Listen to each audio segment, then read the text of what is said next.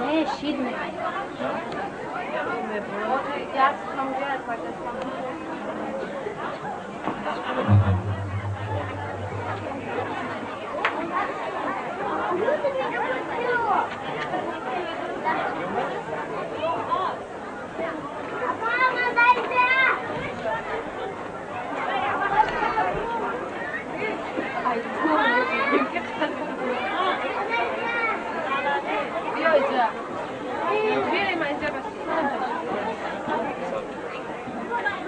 به نام خداوند جان و خرد کزو برتر اندیشه بر نگذرد.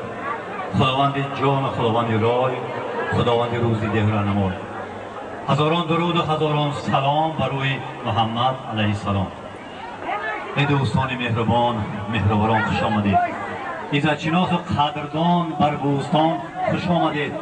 شد از کدام دوستان این شب چراغ چو بوستان بر بوستان بی خزان. ای دوستان خوش آمدید. بر صیاد بوستان، بر صیاد باستان، ای دوستان خوش آمدید، خوش آمدید.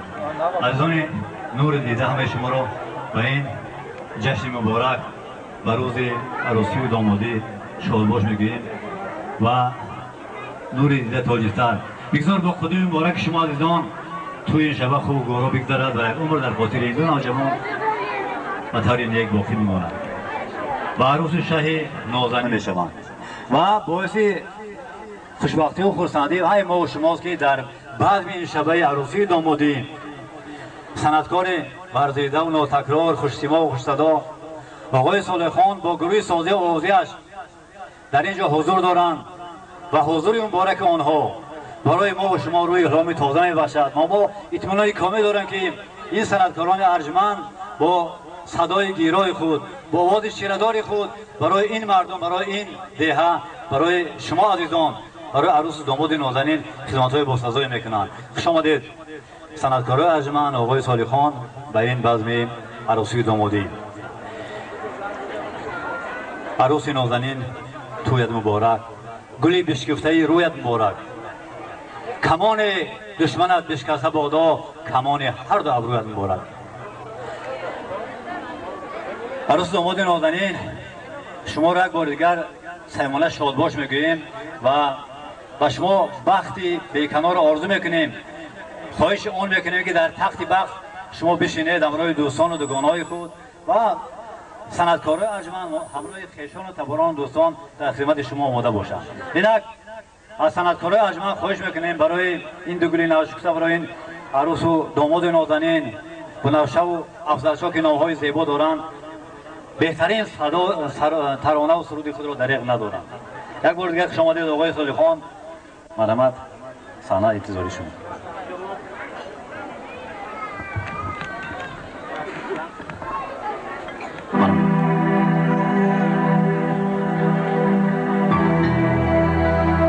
السلام علیکم دوستان عزیز، پدران، مادران، برادران و خواهران گرامی، سرول اجازه فرمایید که از نام خودم داماد و کلین را با این روز عیدیشان تبریک گفتم. برایشان خانه آباد، دسترخوانی پر از ناز و نعمت تمنا کرده، آسمان صاف و بی‌غبار آرزو دارم.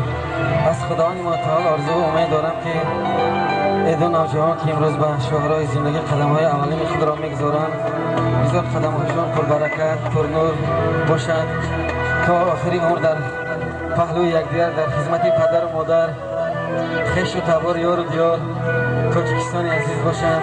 که زیدالله جان یانگه بار دیگر توی مبارک شود و همتان شما روزی خوشبختی اله و میسر گردد. سلامت باشید، بار دیگر توی مبارک شود.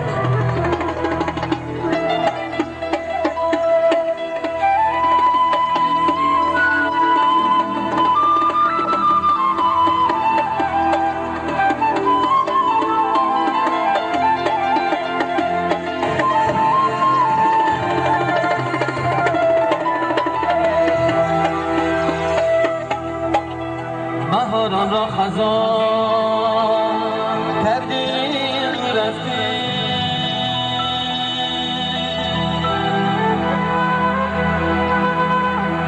دلم به خون چکا کردی و رفتی برایت گریه ها کردم شب رو سرم به سایبان کردی و رفتی برایت گریه ها کردم شب رو سرم به سایبان کردی و رفتی مرحمت داماد و پیمان بچه خود بشنید این بس برای شما